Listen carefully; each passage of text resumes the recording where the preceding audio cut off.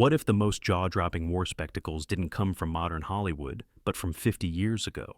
Long before digital effects and billion-dollar budgets, filmmakers of the 1970s were out there blowing minds with real explosions, real extras, and heart-stopping emotion. These weren't just movies, they were cinematic battlefields, captured on film for eternity. So, strap in, because we're counting down 10 war epics from the 1970s that still make modern blockbusters look like target practice. Patton, 1970.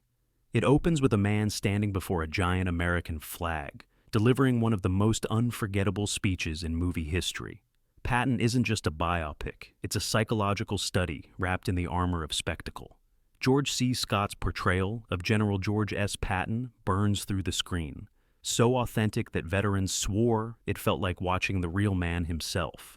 Filmed across Morocco, Spain, and England, director Franklin J. Schaffner used vast landscapes instead of green screens, letting history unfold in real sunlight and dust. Every tank, uniform, and military formation was authentic, down to the mud on soldiers' boots. The cinematography, handled by Fred J. Konekamp, captures grandeur and chaos, in equal measure battles staged with precision, but emotion always at the forefront. What makes Patton timeless is its daring tone. It doesn't glorify war, it studies obsession. Patton is brilliant, inspirational, and utterly flawed, a man driven by destiny but haunted by ego. The film even plays with irony, a general desperate for victory in a war that's already won. When it swept the Academy Awards, including Best Picture and Best Actor, Patton proved that realism and character could outshine explosions. Decades later, its echo still rattles modern war cinema. Every epic general since owes a debt to that thunderous opening speech and George C. Scott's unshakable stare. Tora, Tora, Tora, 1970. Before computer graphics, there was craftsmanship. Tora, Tora, Tora recreated the attack on Pearl Harbor using real aircraft, practical explosions, and a historical accuracy that still stuns film historians. This was not one nation's version of history, it was two. The production was split between American and Japanese filmmakers, offering perspectives from both sides of one of the most pivotal moments of the 20th century. Director Richard Fleischer oversaw the American half, while Toshio Masuda and Kinji Fukasaku handled the Japanese sequences, resulting in a perfectly balanced view of events. The title itself, Japan's attack code meaning Tiger, Tiger, Tiger, captures the film's relentless pace and attention to detail. No flashy heroics, no melodramatic speeches, just history unfolding with documentary precision. The filmmakers went to extraordinary lengths to get it right. They reconstructed Pearl Harbor's battleships, choreographed intricate air, raids, and even consulted military archives to time every explosion to the second. The result feels almost eerie in its realism, a portrayal of chaos not for spectacle, but for truth.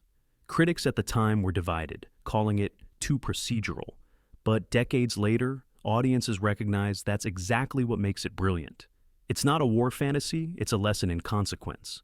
In an age when modern films drown in special effects, Tora, Tora, Tora remains a reminder that the past can still outshine the present simply by respecting the truth.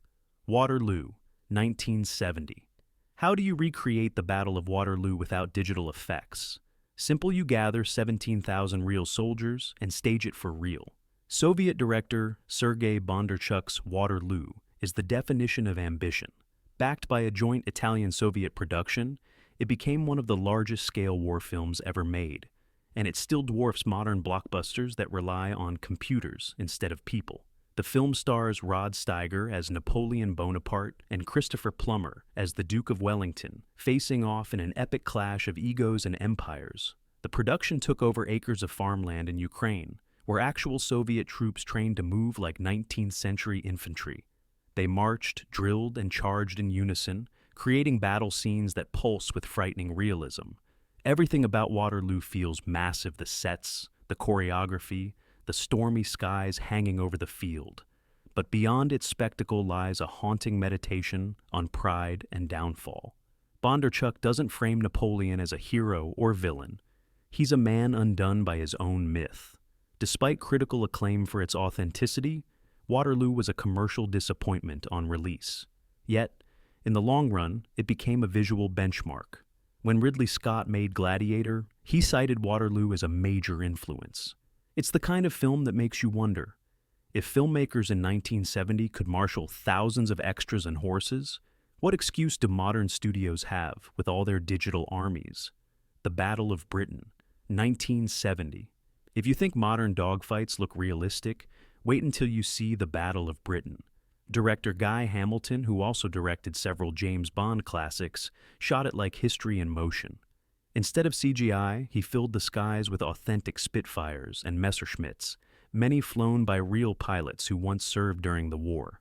Set during the summer of 1940, when the Royal Air Force stood between England and invasion, the film captures both the adrenaline and the exhaustion of fighting in the skies. It's not just explosions and aerial tricks, it's tension, strategy, and the quiet fear between missions. The film's strength lies in its authenticity. Over 100 real planes were gathered for production, making it the largest aerial fleet ever assembled for a movie. The result? Sweeping dogfights that still take your breath away because they're real, captured on film by daring cinematographers hanging out of aircraft with handheld cameras. The cast reads like a roll call of British cinema royalty: Michael Caine, Laurence Olivier, and Trevor Howard, all playing weary men, fighting a battle that could end the world. Yet Hamilton resists glamorizing the fight. He shows the terror, the sacrifice, and the toll of endless duty. The Battle of Britain isn't just about victory, it's about endurance. Modern films might have flashier visuals, but few can match the raw human pulse of this classic. Every cloud, every engine roar, every desperate radio call feels alive. Watching it today, you realize no computer can fake courage. Mass H, 1970. Sometimes the sharpest war commentary doesn't come from explosions, it comes from laughter. Robert Altman's MASH turned the idea of the war movie upside down. Released at the height of the Vietnam era, it wasn't about medals or battles, it was about the madness that brews behind the front lines. Set during the Korean conflict, but clearly speaking to its own era, the film follows a group of irreverent army surgeons who use humor to survive the absurdity around them. Donald Sutherland and Elliot Gould lead the charge with razor-sharp wit, breaking every military rule in sight while patching up the wounded. Altman's direction was chaotic by design. He let actors talk over each other, improvise lines, and create scenes that felt spontaneous and real. The result was a film that felt more like eavesdropping than watching. The overlapping dialogue, the loose camera work, the darkly comic tone, it all became part of a new cinematic language. Underneath the humor lies something powerful: protest, MASH. Mocks authority, questions blind obedience, and finds humanity in chaos. It became a symbol for a generation tired of conflict and hypocrisy. The movie went on to win the Palme d'Or at Cannes and inspire one of television's most beloved shows, but its original film remains the raw, unfiltered version. 50 years later, its message still lands. In every era, laughter can be sharper than gunfire, and sometimes the bravest act on the battlefield is daring to joke about it. The Bridge at Remagen, 1970. Sometimes history hinges on a single bridge. The bridge at Remagen tells the story of the Ludendorff Bridge over the Rhine, the last remaining crossing that could decide the fate of the Second World War in Europe. But instead of flag-waving heroics, the film delivers something grittier and more human: the exhaustion, confusion, and chaos of men caught between orders and survival. Director John Guillermin shot the movie in Czechoslovakia using real bridges, tanks, and hundreds of extras. Ironically, filming was so realistic that it nearly turned political. When the Soviet army invaded the country during production, the crew had to flee, making The Bridge at Remagen one of the few movies where the behind-the-scenes tension rivaled the story on screen.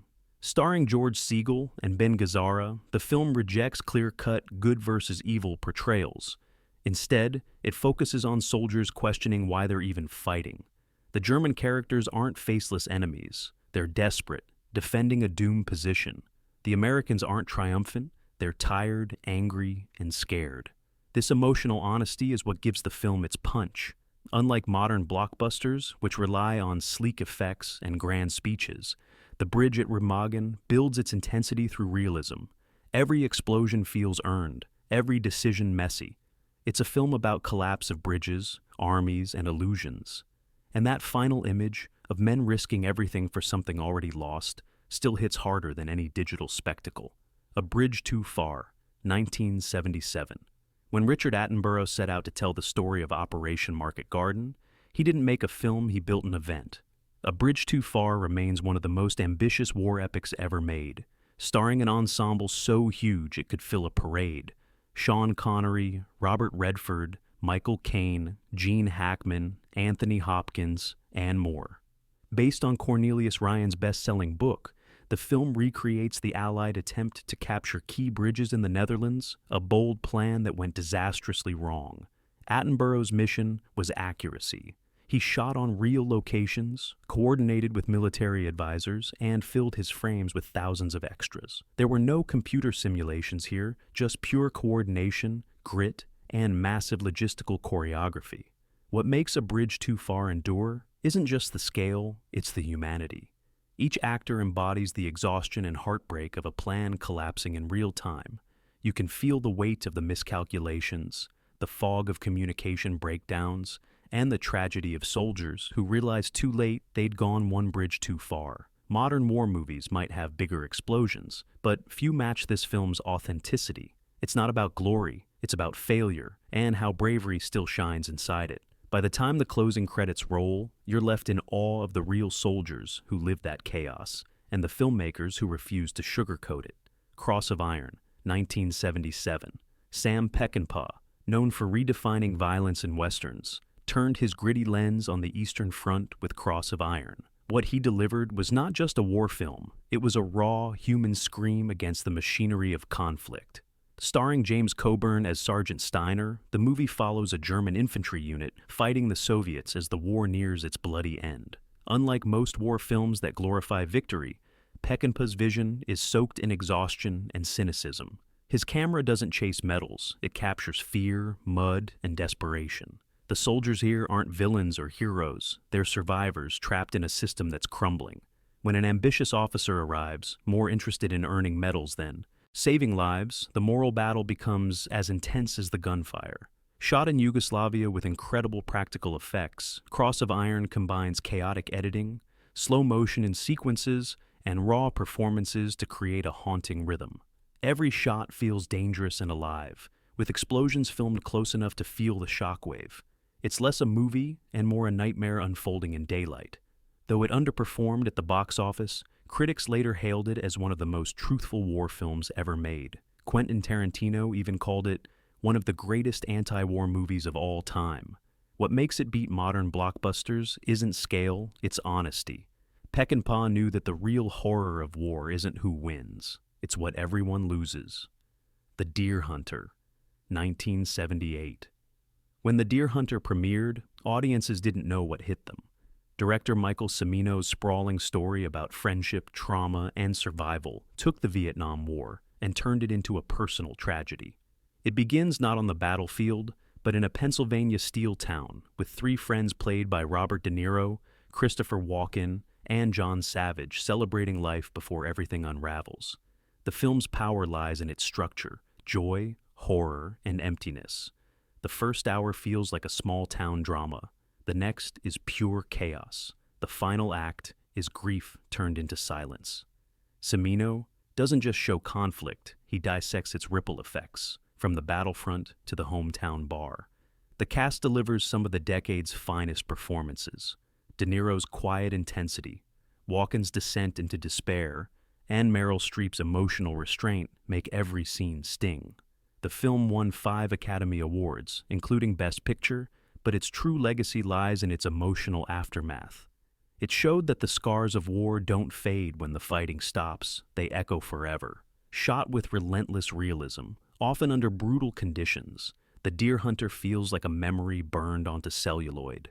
It's haunting, poetic, and deeply human. Modern war films can show more spectacle, but few dare to show this much truth. Cimino's epic isn't about who came home, it's about who never really did. Apocalypse Now, 1979. There are war movies and then there's Apocalypse Now. Francis Ford Coppola didn't just make a film, he made an experience that nearly consumed him. Loosely based on Joseph Conrad's Heart of Darkness, it turns the Vietnam War into a surreal descent into madness, following Captain Willard's mission to confront Colonel Kurtz, a man who's gone rogue in the jungle. Filmed in the Philippines under relentless conditions, Apocalypse Now became legendary for its chaotic production. Typhoons destroyed sets, actors fell ill, and Coppola nearly lost his mind trying to finish it. But out of that chaos came something timeless, a fever dream that captures both the horror and seduction of war. Cinematographer Vittorio Storaro drenches the film in smoky golds and deep shadows, transforming the jungle into a living nightmare. Every scene feels mythic, helicopters thundering to Wagner, the haunting monologue, the horror, and that unforgettable image of Martin Sheen rising from the river like a ghost. The film's brilliance lies in its contradictions. It's both beautiful and terrifying, majestic and intimate. Decades later, even with all our modern tools, no filmmaker has replicated its intensity. Apocalypse Now isn't just a war film. It's a mirror held up to humanity's darkest instincts. And like the jungle itself, it still swallows every blockbuster that dares to follow. So, there you have it. 10 war epics from the 1970s that still outfight, outthink, and outshine the digital giants of today. These films weren't built on pixels. They were built on sweat, sunlight, and storytelling. Which one still blows you away? Drop your thoughts below, hit subscribe, and join us for more journeys through cinema's forgotten powerhouses. After all, sometimes the past still fires the loudest shot.